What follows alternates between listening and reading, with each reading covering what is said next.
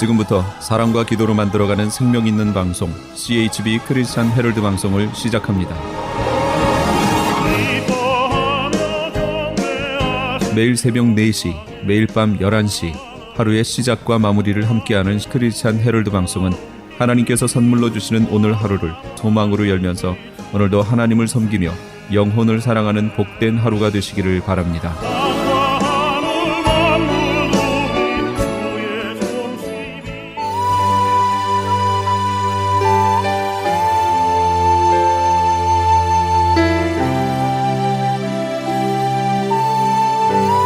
이 새벽을 주님과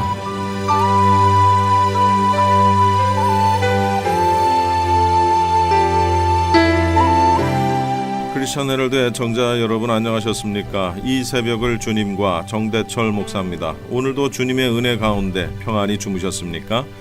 크리스천 헤럴드는 신문을 시작으로 라디오 그리고 이제는 공중파 채널인 18.88을 통해 텔레비전으로도 함께 하실 수 있습니다. 여러분께서는 라디오에 방송되는 목사님들의 모든 설교를 인터넷 웹사이트 www.chtv1888.org를 통해 다시 들으실 수 있습니다. 오늘 하루도 하나님의 귀한 말씀으로 승리하시기 바랍니다.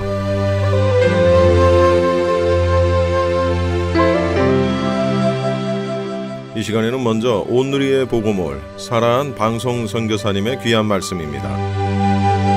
오늘 주시는 말씀은 예레미야서 17장 9절에서 11절까지의 말씀으로 만물보다 거짓되고 심히 부패한 것은 마음이므로 오직 예수 그리스도의 말씀으로 회복하라고 하시는 하나님이란 제목의 말씀으로 들으시겠습니다. 예레미야 17장 9절에서 11절까지의 말씀입니다.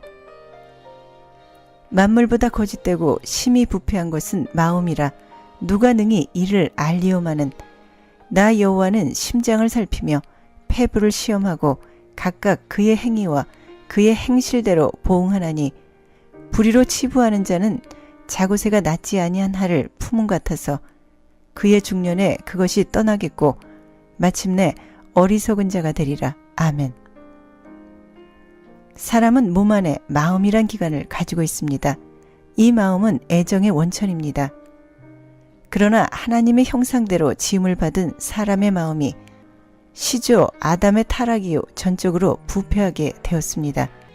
창세기 1장 26절에서 28절까지의 말씀은 하나님이 이르시되 우리의 형상을 따라 우리의 모양대로 우리가 사람을 만들고 그들로 바다의 물고기와 하늘의 새와 가축과 온 땅과 땅에 기는 모든 것을 다스리게 하자 하시고 하나님이 자기 형상 곧 하나님의 형상대로 사람을 창조하시되 남자와 여자를 창조하시고 하나님이 그들에게 복을 주시며 하나님이 그들에게 이르시되 생육하고 번성하여 땅에 충만하라 땅을 정복하라 바다의 물고기와 하늘의 새와 땅에 움직이는 모든 생물을 다스리라 하시니라. 아멘.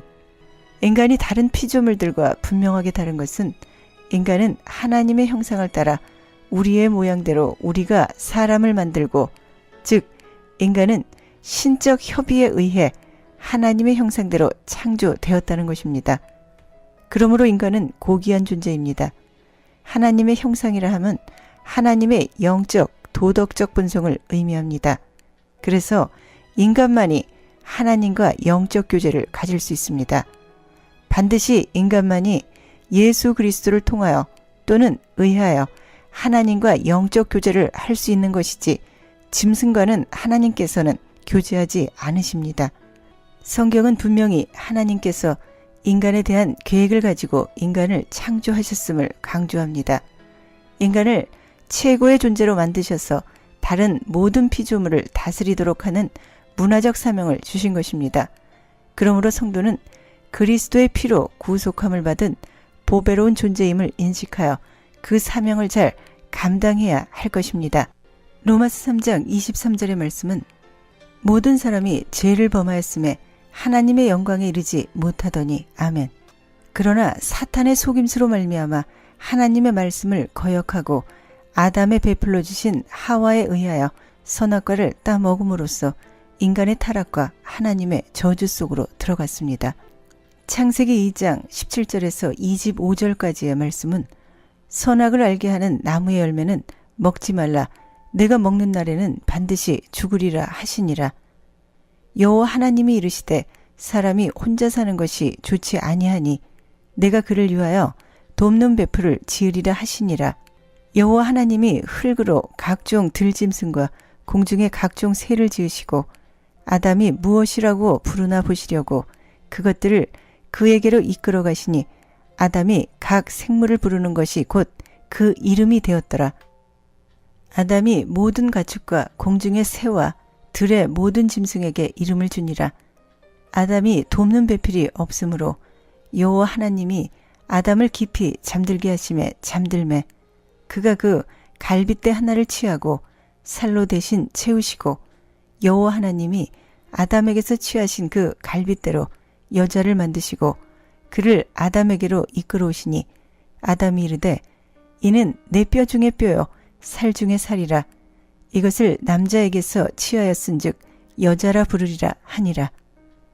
이러므로 남자가 부모를 떠나 그의 아내로 합하여 둘이 한 몸을 이룰지로다.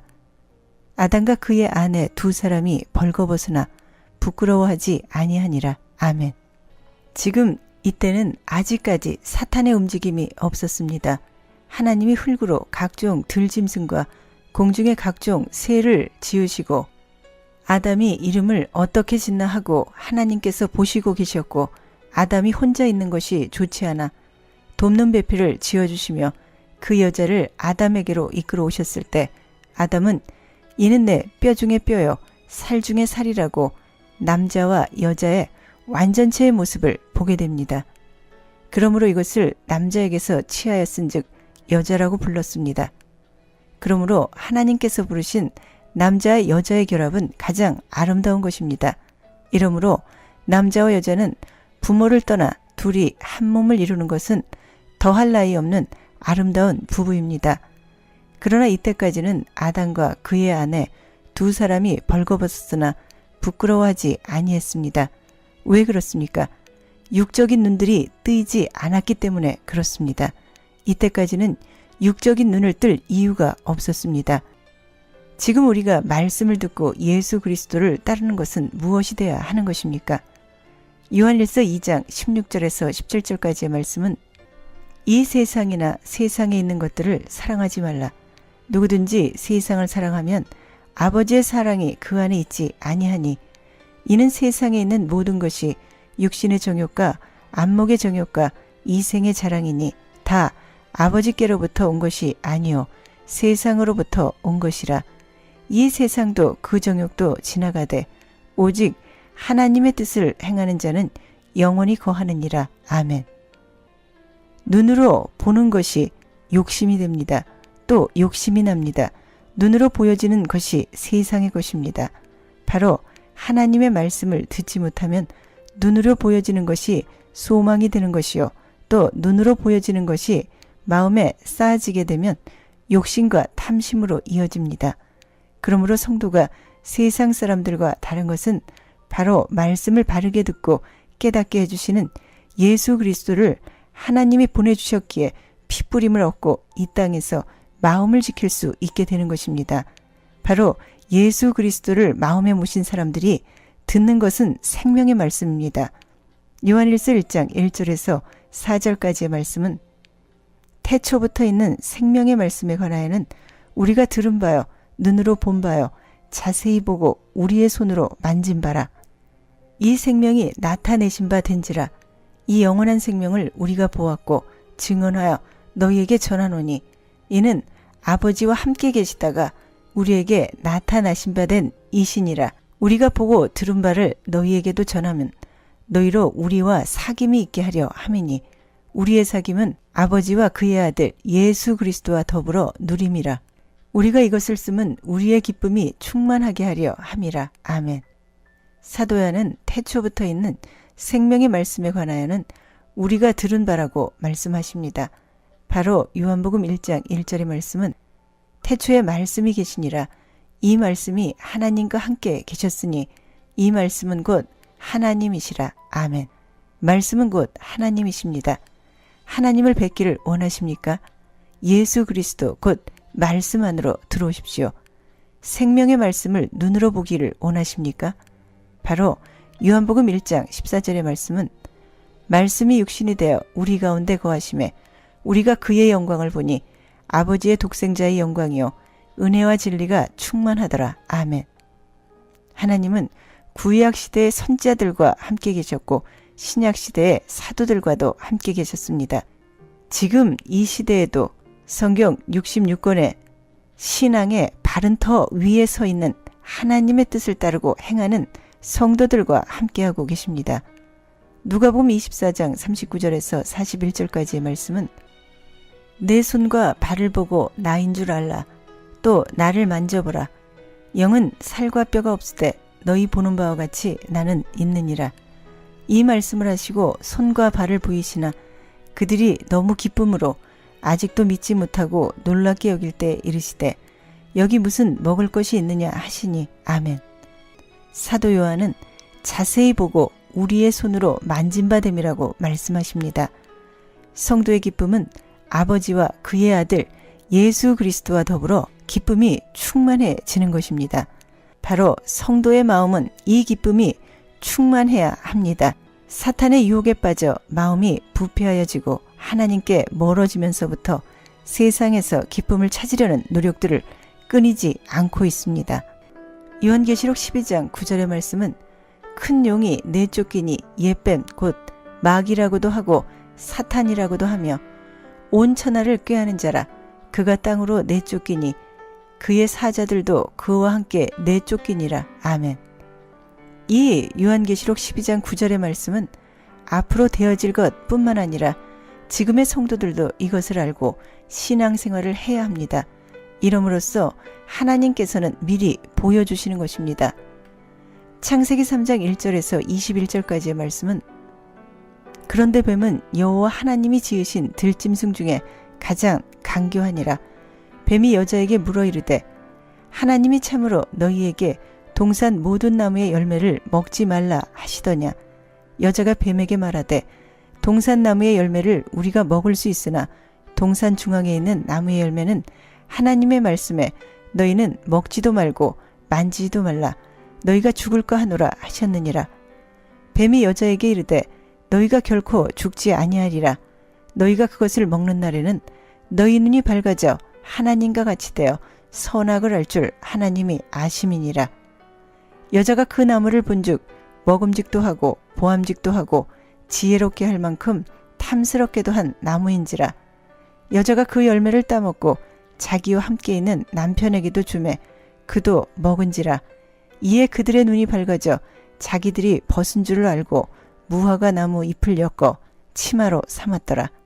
그들이 그날 바람이 불 때 동산에 거니시는 여호와 하나님의 소리를 듣고 아담과 그의 아내가 여호와 하나님의 낯을 피하여 그 동산 나무 사이에 숨은지라.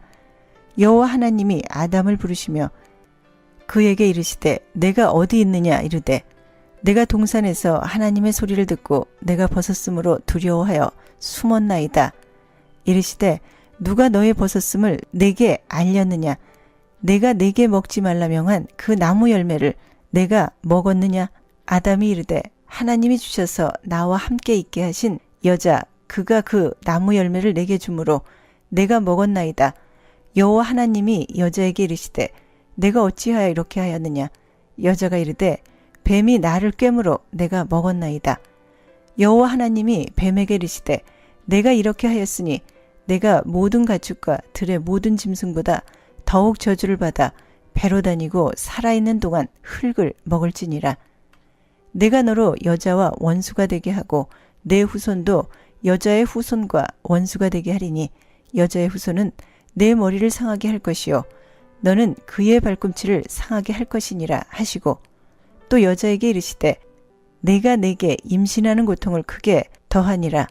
내가 수고하고 자식을 낳을 것이며 너는 남편을 원하고 남편은 너를 다스릴 것이니라 하시고 아담에게 이르시되 내가 내 아내의 말을 듣고 내가 내게 먹지 말라 한 나무의 열매를 먹었은즉 땅은 너로 말미암아 저주를 받고 너는 내 평생에 수고하여야 그 소산을 먹으리라. 땅이 내게 가시덤불과 엉겅퀴를 낼 것이라. 내가 먹을 것은 밭의 채소인즉 내가 흙으로 돌아갈 때까지 얼굴에 땀을 흘려야 먹을 것을 먹으리니 내가 그것에서 취함을 입었으니라. 너는 흙이니 흙으로 돌아갈 것이니라 하시니라. 아담이 그의 아내의 이름을 하와라 불렀으니 그는 모든 산자의 어머니가 됨이더라. 여호와 하나님이 아담과 그의 아내를 위하여 가죽옷을 지어 입히시니라. 아멘. 이제 여호와 하나님이 지으신 들짐승 중에 가장 간교한 뱀이 여자와 아담에게 나타나는 장면입니다. 이 간교한 뱀은 동산 중앙에 있는 나무와 열매가 무엇이냐고 묻는 것이 아니라 미리 알고 있는 것처럼 하나님이 참으로 동산나무의 열매를 먹지 말라 하시더냐 하며 3장 1절에서 묻습니다. 이 장면을 자세히 보면 뱀은 이미 동산나무의 열매에 대해 알고 있는 것처럼 보입니다. 분명 하나님은 선악을 알게 하는 나무의 열매를 먹는 날에는 죽으리라고 하셨는데 여자는 죽을까 하노라 하고 뱀에게 말했습니다. 그러므로 3장 4절과 5절에서 간교한 뱀은 뱀이 여자에게 이르되 너희가 결코 죽지 아니하리라. 너희가 그것을 먹는 날에는 너희 눈이 밝아져 하나님과 같이 되어 선악을 알 줄 하나님이 아심이라. 이렇게 간교한 뱀이 말을 함으로써 여자는 먹음직도 하고 보암직도 하고 지혜롭게 할 만큼 탐스럽기도 한 나무의 열매를 먹고 자기와 함께한 남편에게도 주었다고 창세기 3장 6절에서 밝힙니다. 그럼으로써 그들의 눈이 밝아집니다. 그 선악과를 간교한 뱀에게 속아서 그 여자의 탐심이 함께 결합하여 먹은 결과는 눈이 밝아져서 그들의 육체가 서로 보여지게 된 것입니다. 그럼으로써 그들은 부끄러움을 알며 무화과 나무 잎을 엮고 치마로 삼고 또 동산에 거니시는 여호와의 소리를 듣고 아담과 그의 아내가 동산나무 사이에 숨습니다. 그러므로 하나님은 아담을 부르십니다. 제일 먼저 물으시는 것은 누가 너의 벗었음을 내게 알렸느냐?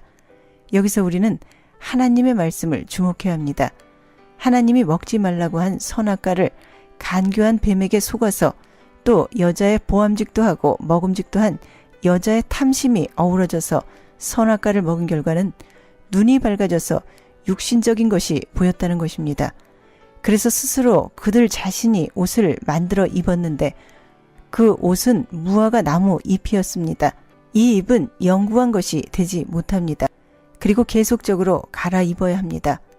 그러시면서 하나님은 내가 내게 먹지 말라 명한 그 나무 열매를 먹었냐고 아담에게 묻습니다.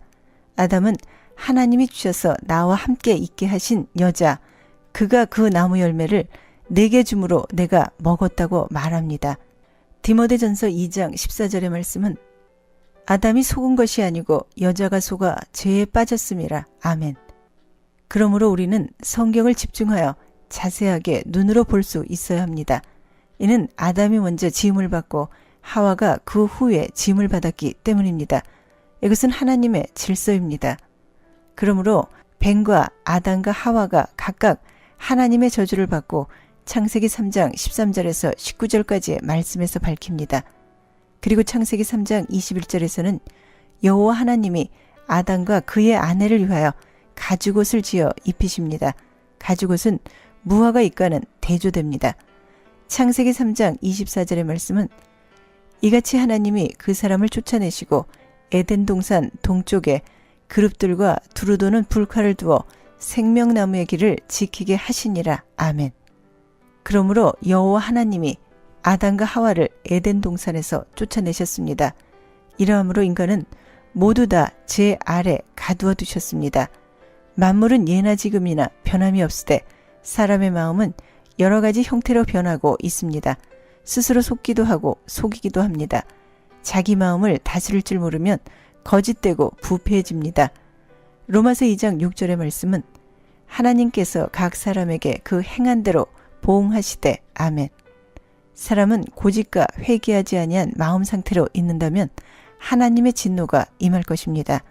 로마서 2장 5절의 말씀은 다만 내 고집과 회개하지 아니한 마음을 따라 진노의 날 곧 하나님의 의로우신 심판이 나타나는 그날에 임할 진노를 내게 쌓는도다. 아멘. 즉 아담과 하와가 사탄에게 속아 선악과를 따먹었습니다. 그리고 그것을 먹음으로써 자신들의 벗었음을 부끄러움을 알게 되었으며 에덴 동산에서 쫓겨납니다. 그러시면서 여호와 하나님은 가죽옷도 지어 입히시며 또 셋이란 하나님을 아는 다른 씨를 아담과 하와를 통하여 출생시키십니다. 창세기 4장 25절과 26절의 말씀은 아담이 다시 자기 아내와 동침하며 그가 아들을 낳아 그의 이름을 셋이라 하였으니 이는 하나님이 내게 가인이 죽인 아벨 대신에 다른 씨를 주었다 함이며 셋도 아들을 낳고 그의 이름을 에노스라 하였으며 그때의 사람들이 비로소 여호와의 이름을 불렀더라. 아멘. 바로 죽은 아벨 대신 또 다른 씨 셋을 주셨고 셋의 아들 에노스 때 비로소 사람들이 여호와의 이름을 불렀습니다. 세상에는 많은 사람이 있으나 하나님께서 바로 살려주는 영으로 오신 예수 그리스도를 찾는 자를 찾으시며 이런 자들을 구원에 이르게 하십니다. 마음에서 나오는 것들이 사람을 더럽게 하고 부패시킵니다. 그러므로 부패를 방지할 수 있는 유일한 방법은 생명 되신 예수 그리스도를 마음에 모셔드리는 데 있습니다.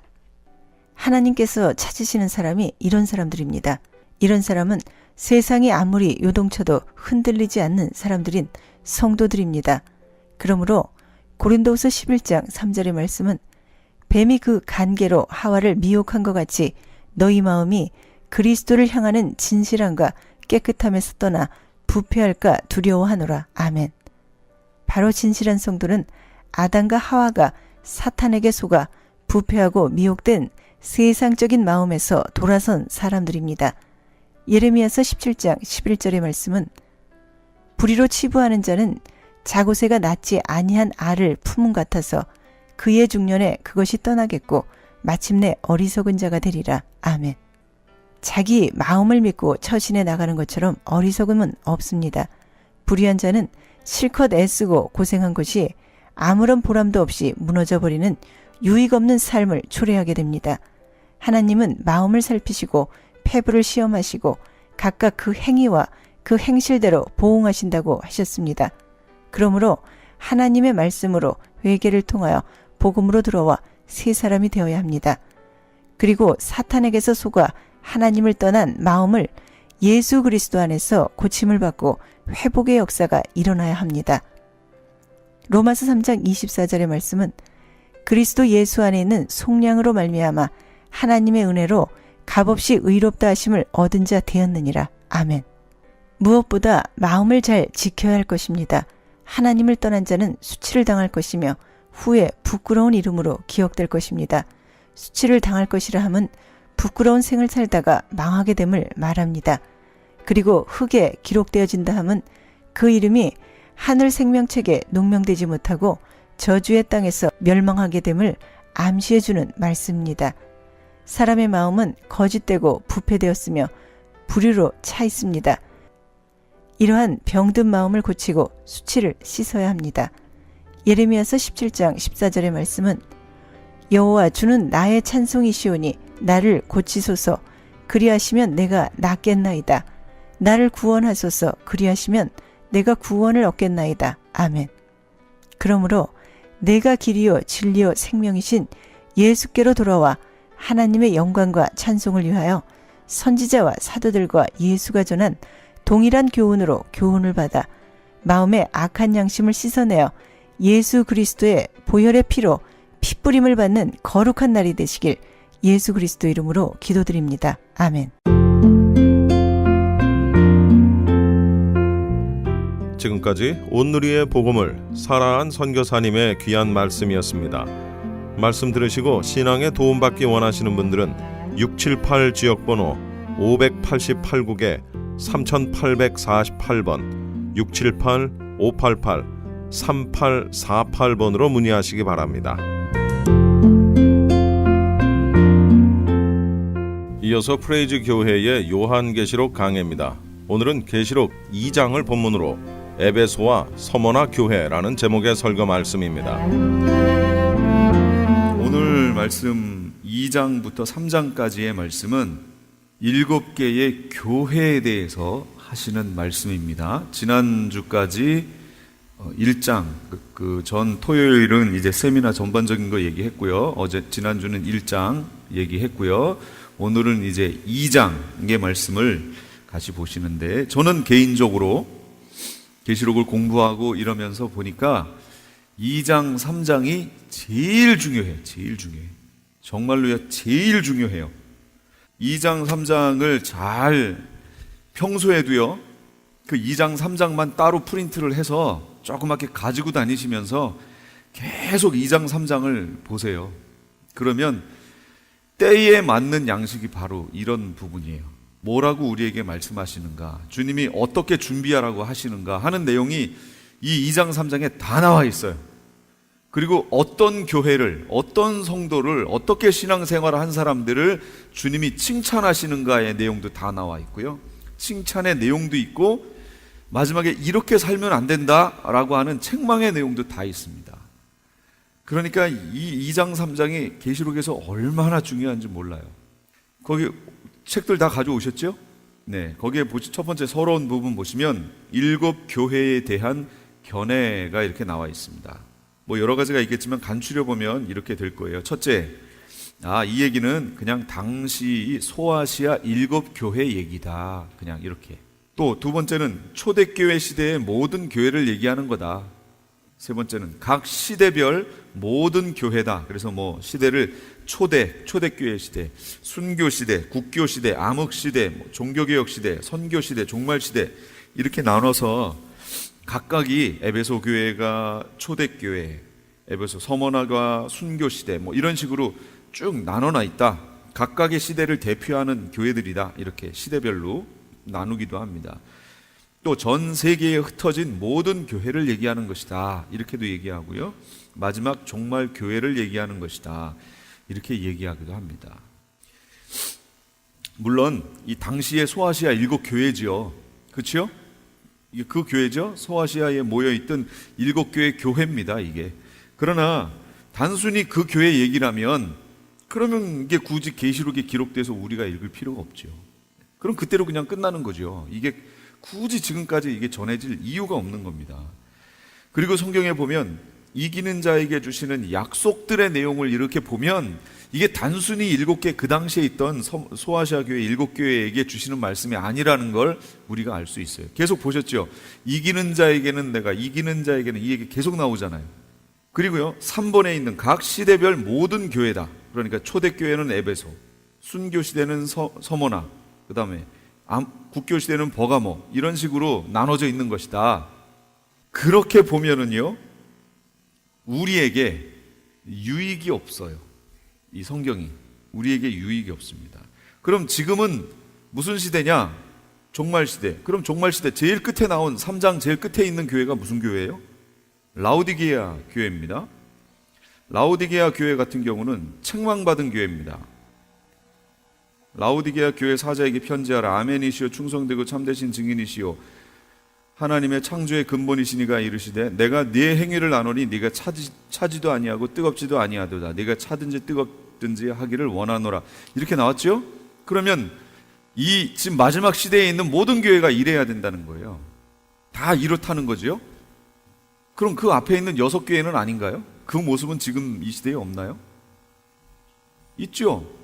그러니까 이렇게 시대별로 나눠서 보기도 또 우리에게 유익이 없다라는 거죠. 하나님이 그렇게 하셔서 마지막 시대니까 우리 마지막 시대는 라오디게아 교회만 이렇게 보면 될까요? 그렇지 않다 그 얘기야. 그러면 이걸 어떻게 해석하면 좋을까요?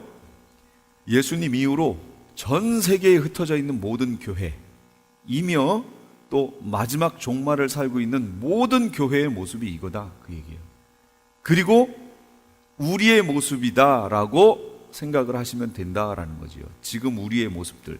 그래서 어떤 사람은 에베소 교회의 모습, 어떤 사람은 서머나 교회의 모습, 어떤 분은 라오디게아 교회의 모습, 이런 식으로 여러 가지 또 이게 두 교회가 섞여 있는 모습, 뭐 이런 모습들이 교회와 우리 개인에게 다 퍼져 있다. 그러니까 요걸 잘 분별해서 지금 하나님이 나에게 어떤 말씀을 주시는가 요걸 잘 구별해 봐야겠다 하는 그런 생각을 좀 하게 됩니다. 계시록 2장 7절, 11절, 17절, 29절, 3장 6절, 13절, 22절 한결같이 뭐라고 말씀하시냐면 성령이 교회들에게 하시는 말씀을 들을지어다 이렇게 얘기하셨어요. 교회들에게 하시는 말씀을, 그러니까 한 교회란 얘기가 아니라는 거죠. 우리 모두에게 해당하는 말씀입니다. 잘 들으셔야 돼요. 자, 오늘은 그 첫 번째 교회 에베소 교회에 대해서 한번 알아보도록 하겠습니다. 에베소 교회 2장에 있는 거지요. 2장 1절에 에베소 교회 사자에게 편지하라. 오른손에 있는 7 별을 붙잡고 7 금 촛대 사이를 거니시는 이가 이르시되, 7 별을 붙잡고 7 금 촛대 사이를 거니시는 이가, 7 별이 아까 뭐라고 아까가 아니라 이 1장에서 뭐라고 그랬죠? 7 별.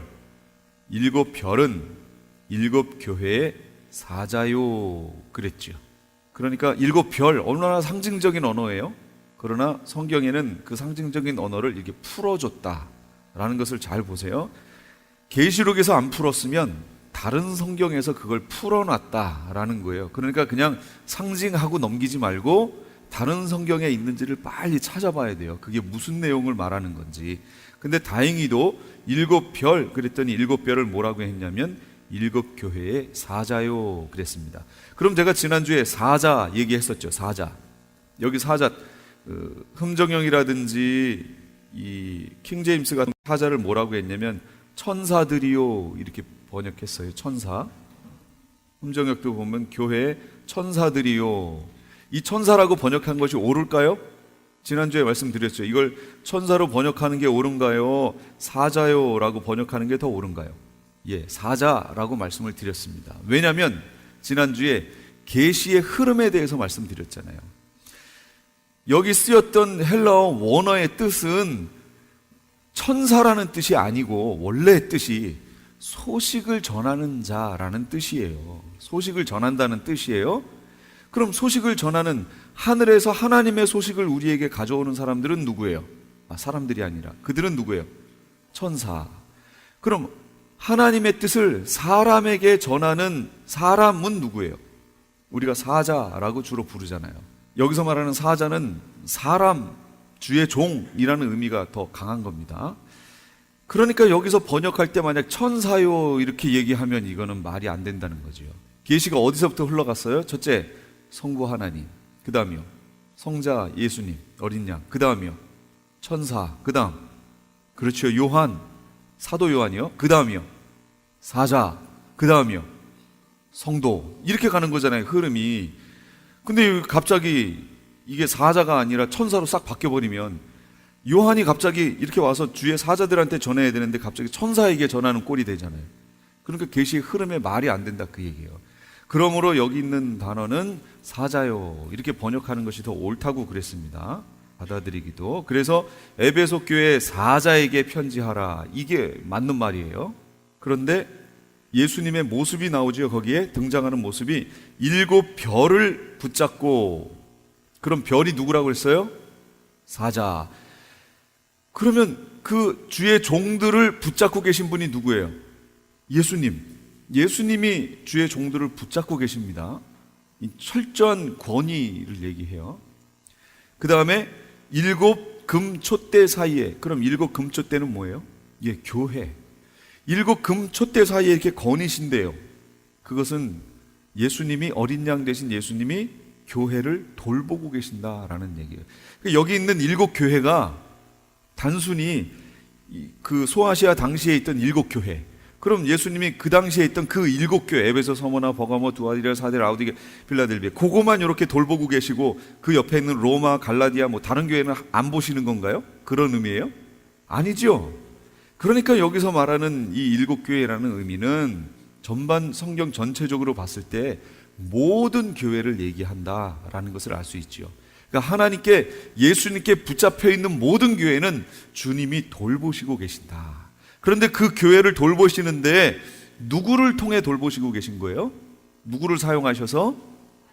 사자들을 통해서. 그 사자는 특별히 오른손에 들고 계세요.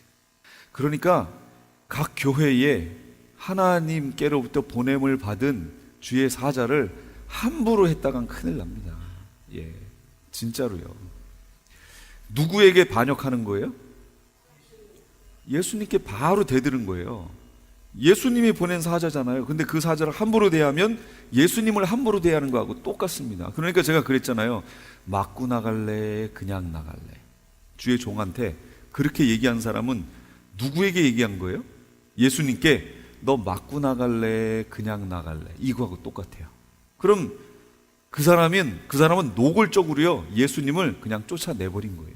주의 종을 쫓은 게 아니고 예수님을 쫓아버린 거예요. 그 사람이 나중에 가서 어떻게 될지 궁금합니다. 진짜 궁금해요.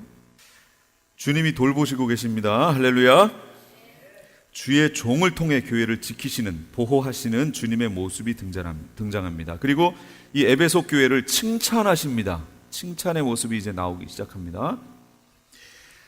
내 행위와 수고와 내 인내를 알고 또 악한 자들을 용납하지 아니한 것과 자칭 사도라 하되 아닌 자들을 시험하여 그 거짓된 것을 드러낸 것과 또 네가 참고 내 이름을 위하여 견디고 게으르지 아니한 것을 아노라. 칭찬의 내용이 많지요. 6절에도 또 있어요. 오직 네게 이것이 있으니 네가 니골라당의 행위를 미워하는도다. 나도 미워한다. 이러십니다. 그러니까 하나님, 예수님이 미워하시는 것을 우리도 미워해야 된다는 거예요. 예수님이 기뻐하지 않는 것을 우리도 기뻐하지 말아야 된다는 거예요. 그런데 에베소 교회는 칭찬을 너무나 많이 받았어요. 그 2절부터 보세요. 내가 네 행위를 안다. 행위에 대해서 칭찬받지요. 수고도 안다. 수고에 대해서도 칭찬받고요. 내 인내를 알고 인내에 대해서. 이게 어떤 교회인지 여기 나오죠. 또 악한 자들을 용납지 않은 것, 이것도 안다는 거예요. 대단하지요. 그 다음에 자칭 사도라 하되 아닌 자들을 시험하여 그 거짓된 것을 드러낸 것, 이것도 다 안다는 거예요. 그리고 참고 내 이름을 위해 견디고 그리고 게으르지 않은 것, 이것도 알고요. 니골라당, 주님이 미워하시는 것을 같이 미워한 거, 이거 다 칭찬받았어요. 제가 그냥 꼽아봐도 9개예요. 상당히 많이 칭찬받지요. 그러면 여기 오신 우리 성도님들의 교회와 또 각자의 삶을 통해 봤을 때 이렇게 주님이 오셔서 칭찬하시면 어떨 것 같아요? 대단히 기분 좋지 않겠어요? 우리의 소망이 뭐예요? 주님 앞에 가서 주님께 착하고 충성된 종아, 잘했다, 잘했다. 예, 네가 작은 것에 충성하였으니까 주인의 즐거움에 참여해라. 와, 이거 듣는 게 우리 소원 아니에요, 지금까지? 그렇죠? 여기 에베소 교회 이렇게 칭찬받았다고요. 얼마나 받았는지 몰라요. 그 중에서도요, 니골라당이라고 하는 얘기가 나옵니다. 그런데 여기에서는 이 니골라당에 대해서 특별하게 설명이 없어요. 오직 네게 이것이 있으니 내가 니골라당의 행위를 미워하는도다. 나도 이것을 미워하노라. 이렇게 나왔습니다. 여기 니골라당. 그럼 이 니골라라는 이름 어디서 들어보셨죠? 어디서 들어보셨어요? 안 들어보셨나요? 그럼 오늘 처음 들어보신 거죠? 이제 내일부터 들으신 거예요. 니골라는 사도행전에 나오죠. 니골라는 사도행전 6장 5절에 있습니다. 7 집사 중에 한 명입니다. 니골라예요. 니골라 집사예요. 우리는 잘 아는 스데반 집사만 알고 있죠. 근데 스데반을 포함한 7명의 집사가 있는데 그 중에 마지막에 이름이 등장하는 게 바로 이 니골라입니다. 한번 제가 찾아볼까요? 사도행전 6장 5절에 있습니다. 온 무리가 이 말을 기뻐하여 믿음과 성령이 충만한 사람 스데반과 빌립과 브로고로와 니가노르와 디몬과 바메나와 유대교에 입교했던 안디옥 사람 니골라를. 그럼 니골라는 유대인인가요? 이방인인가요? 이방인이죠. 이방인인데 유대교에 입교했으니까 지금도요, 유대교에 입교할 수 있을까요? 없을까요? 예, 지금도 유대교에 입교할 수 있습니다. 예, 지금도 2년인가 3년인가 거기서 하는 교육을 받으면 유대교에 입교할 수 있습니다. 그런데요, 이게 단순히 유대교에 입교하는 거, 그냥 저기 안 믿던 사람이 우리 교회에 와서 예수 그리스도를 영접하고 크리스찬이 되는 것, 유대교에 입교한다는 건 그거와 그냥 미국 사람이 한국에 와서 복음을 받아들이고 예수님을 영접했어요. 그럼 그 미국 사람이 한국 사람 되나요? 여전히 미국 사람이죠. 그런데요, 여기 유대교는 달라요. 지금도 여러분이 2, 3년간 교육받고 유대교에 입교하죠. 그럼 이스라엘 사람이 됩니다. 이스라엘 사람의 시민권을 줍니다. 그러니까 유대교에 나 유대교 믿고 싶어 해갖고 단순히 그냥 들어가는 정도가 아니에요. 그래서 2, 3년 동안 훈련을 시킵니다. 계속 진짜 유대인 되도록 훈련을 시킵니다. 철저하게. 교회에서 훈련하는 건 비교도 안 돼요. 얼마나 철저히 시키는지 몰라요. 그런데 바로 이 니골라는 유대교에 입교했던 안디옥 사람이라는 거예요. 이방인이었지만 유대교에 입교했다가 유대인으로 유대교회 입교에 종교 생활을 하다가 예수님을 만나고 유대인 크리스찬이 된 거죠. 그렇게 된 사람이에요. 이 사람이 니골라입니다. 그런데 이 니골라가 하나님께 은혜를 받습니다. 성령도 체험합니다. 이 사람이 니골라라는 얘기 근거는 성경에는 없습니다. 성경에는 거기서 언급이 나오는 하나도 없어요. 예수님의 제자들 시대, 속사도 시대, 그다음 그걸 지난 교부 시대에 가서 이레니우스라고 하는 교부가 있습니다. 그 교부가 쓴 책에 보면 여기 말하는 니골라 당에서의 니골라가 바로 그 사도행전 6장 5절에 있는 7 집사 중에 하나인 그 니골라다라고 교부 이레니우스가 쓴 책에 나와 있는 내용이에요. 이게 그러니까 가장 이 시대하고 가장 근접하게 가까이 있었던 그 교부가 그렇게 말을 하기 때문에 우리는 이 니골라가 그 니골라다라고 인정하는 겁니다. 그럼 니골라의 무슨 점 때문에 그랬느냐라는 거예요. 뭐였냐면 영지주의라는 것 때문에 그렇습니다. 이 니골라가 그 당시에 영지주의가 막 기독교계에 퍼지기 시작했거든요. 그노시시즘이라고 얘기하고요. 이 영지주의가 퍼지기 시작했는데 그럼 영지주의가 뭐냐? 쉽게 얘기하면 이거예요. 영은 거룩하고 육은 속되고 더럽다라고 보는 거예요. 제가 이원론 얘기했었죠. 이원론.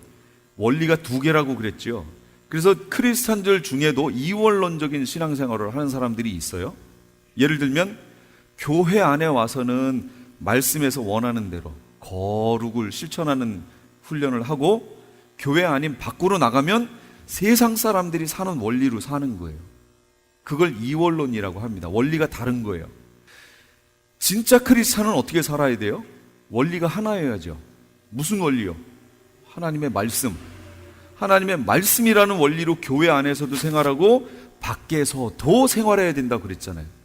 그게 이제 유일하신 우리 주님만을 바라보는 신앙인데 이 영지주의는 이원론적인 출처를 갖고 있어요. 그래서 영은 아주 거룩한 것이다.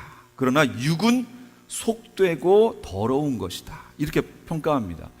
그러니까 여기에서부터 나온 게 뭐가 나오냐면 예수님도 그 거룩하신 신이잖아요. 영이잖아요. 그 거룩하신 분이 어떻게 더러운 육체를 입고 이 땅에 오실 수 있느냐 그 얘기예요. 그게 안 된다 그런 거죠. 그러니까 영지주의 입장에서 보면 예수님이 육체를 입고 이 땅에 오시면 돼요, 안 돼요? 안 되는 거예요. 그렇게 될 수가 없다는 거예요. 그 거룩한 분이 어떻게 이 더러운 육체를 입고 여기 오냐는 거죠.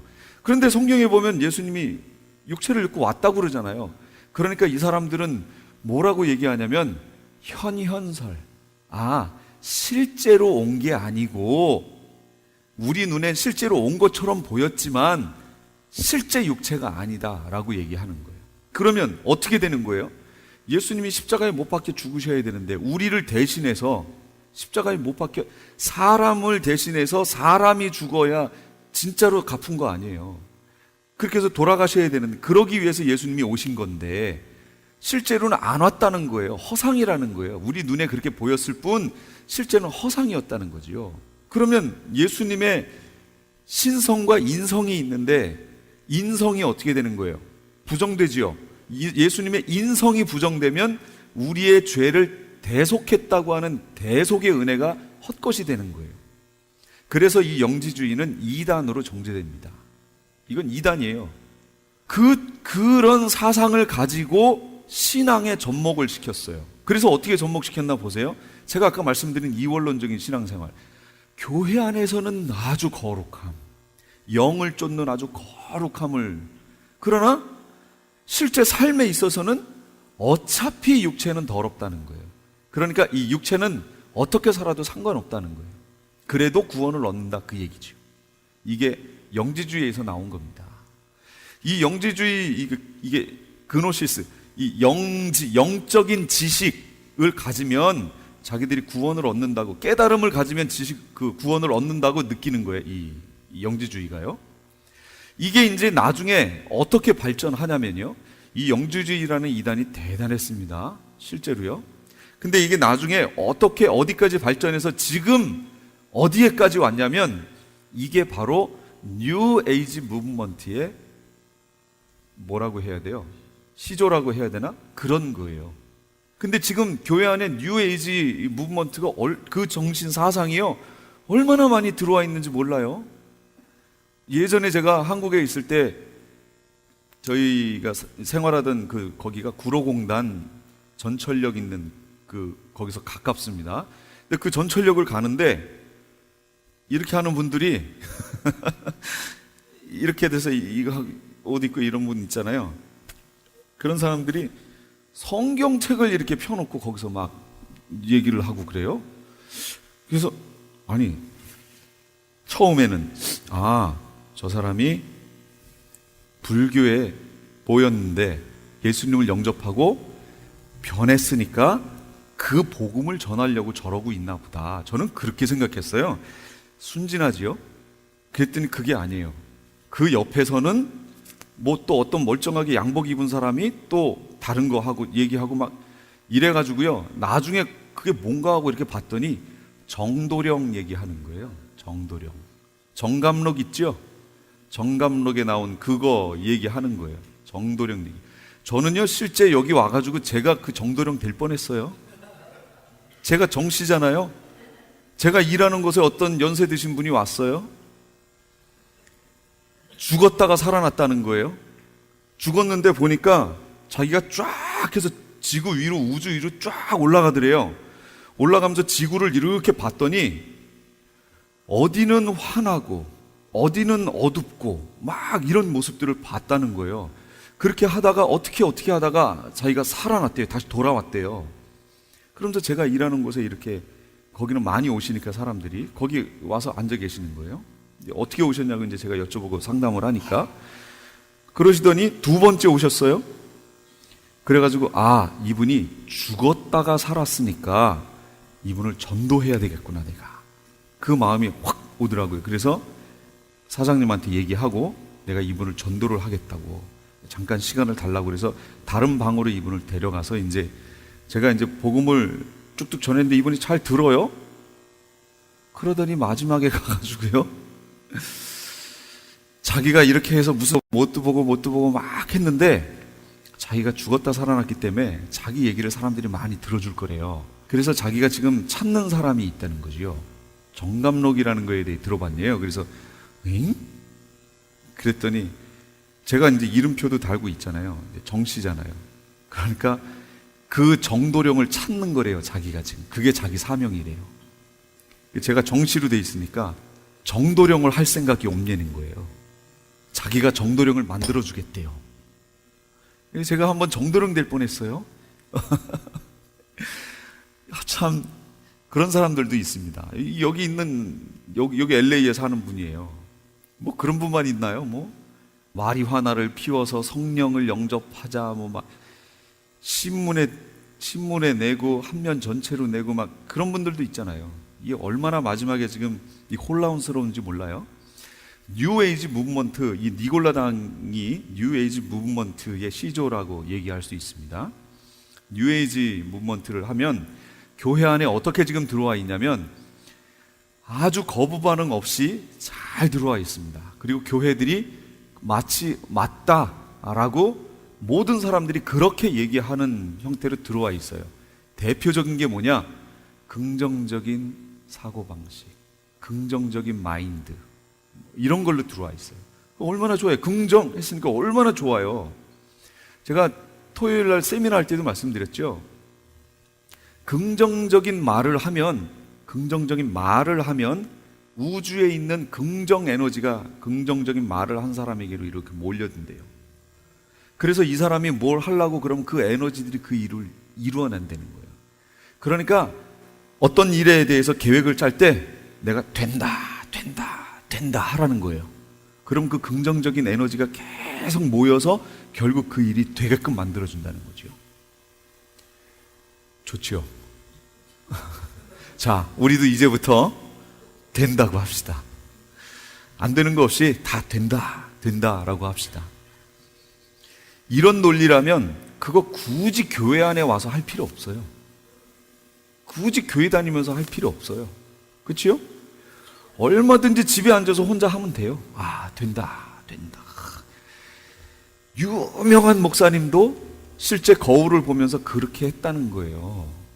제가 이름 대면 여러분이 깜짝 놀랄 그 목사님도 그렇게 했대요. 그 장모님이 보고 그 얘기를 했다는 거죠. 그 책에 다 나와 있습니다. 뭐 다 아시는 얘기일 거니까 제가 얘기 안 꺼냅니다. 그게 과연 성경에서 말씀하고 있는 믿음이냐라는 거죠. 성경에서 말씀하는 믿음이 그 믿음인가요? 그러면 그거 교회 안 와도 돼요. 밖에서 하면 돼요. 나 구원 얻는다. 천국은 내 거다. 맨날 선포하고 다니면 돼요. 그럼 그 긍정 에너지가 모여서 나를 천국으로 데려갈 거예요.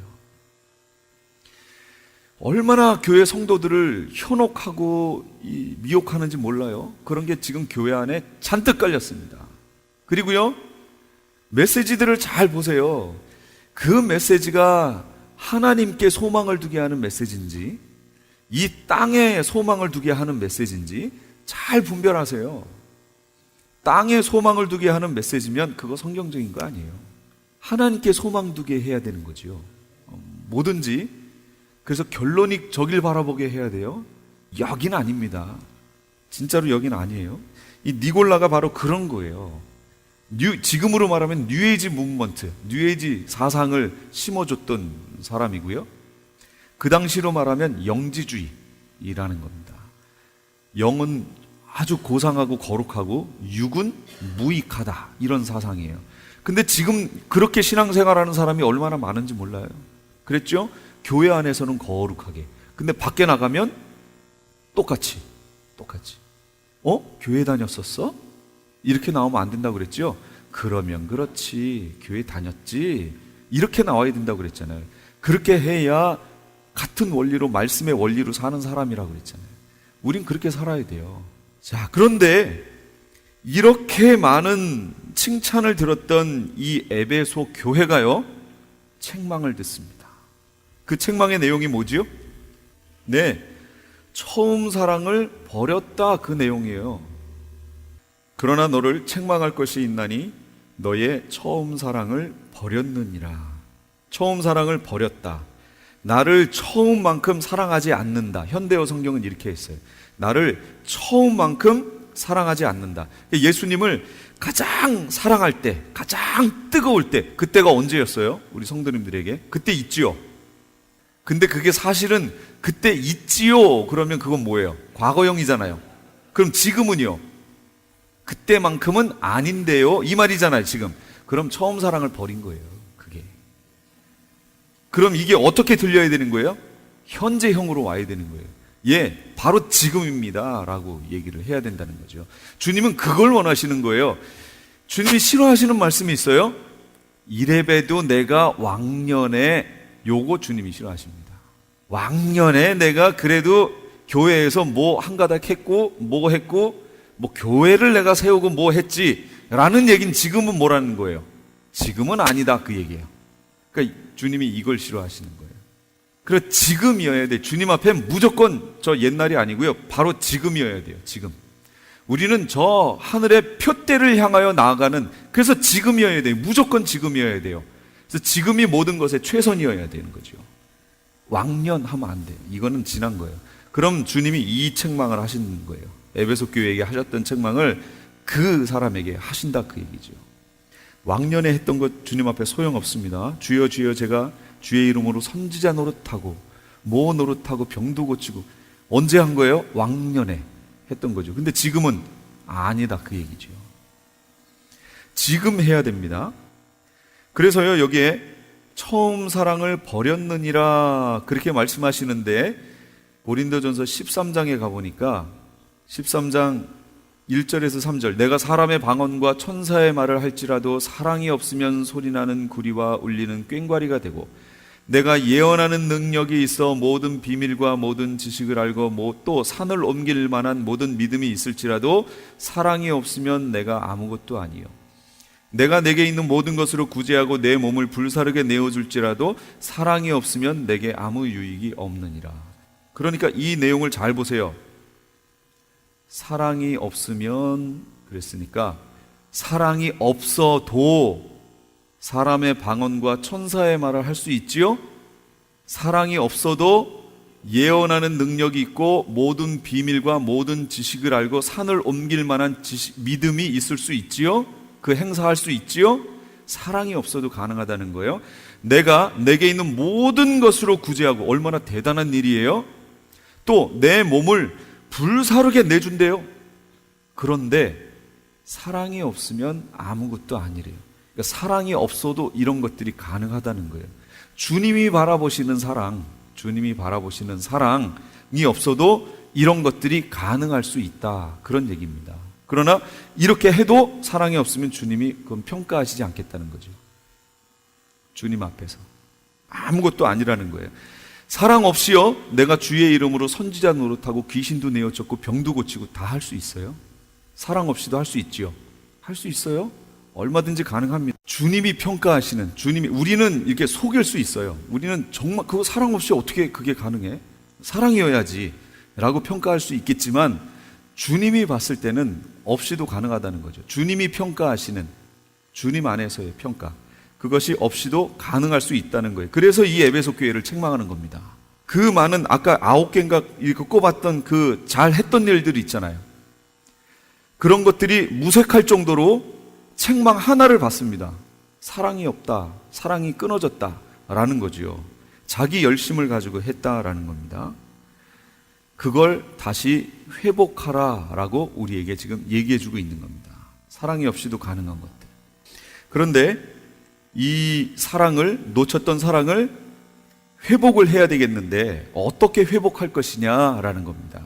이렇게 공고하십니다. 2장 5절에 그러므로 어디서 떨어졌는지 생각하고, 어디서부터 그 예수님께로부터 떨어졌는지를 생각해 보란 얘기예요. 회개하여 처음 행위를 가지라. 처음 행위, 처음 사랑을 가지라, 그 얘기입니다. 누구에 대한? 예수님께 대한. 친구에 대한이요? 부모에 대한?